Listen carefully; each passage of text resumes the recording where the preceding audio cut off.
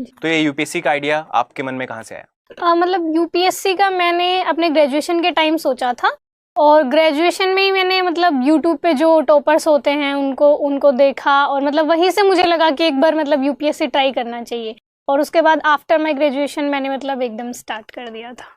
और जैसे कि हम जानते हैं आपने तैयारी ज्यादातर घर से ही की है। Yes yes. तो दिव्या, कितनी मुश्किलें आई कि आप घर से अपने एक छोटे से कमरे में बंद होकर के आप तैयारी कर रहे हैं, आपके पास वो एक्सपोजर नहीं है जो यूजुअली सिटी में मिलता है। जी जी। तो कैसा था वो, कितनी मुश्किलें आई?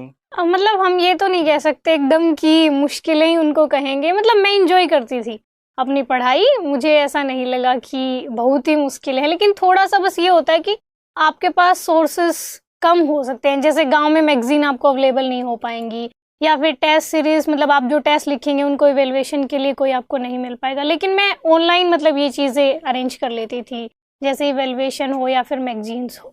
तो दिव्या, जैसे यूपीएससी के जो एस्पिरेंट्स हैं उनके दिमाग में कहीं ना कहीं ये धारणा बनी हुई है कि अगर तैयारी करनी है तो तुम्हें दिल्ली जाना पड़ेगा, मुखर्जी नगर या ओआरएन में रहना पड़ेगा, इसके बिना तैयारी नहीं हो पाती।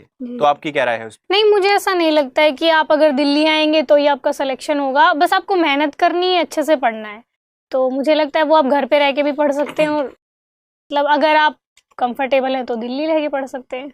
और आपने कोई कोचिंग भी नहीं की थी, आपने सेल्फ स्टडी की है? जी। तो दिव्या, अगेन कोचिंग को लेकर के आपका क्या ओपिनियन है? क्योंकि ये अगेन लगता है लोगों को कि अगर हम कोचिंग नहीं कर पाएंगे तो शायद हम डिसएडवांटेज पे रहेंगे। हमारे साथ जो कॉम्पिटिटर्स हैं वो कोचिंग कर रहे हैं, उनको सारी मतलब कोचिंग मटेरियल एंड एवरीथिंग मिल रहा है। तो आपको क्या लगता है कोचिंग का क्या रोल रहता है, कितना इंपॉर्टेंट है?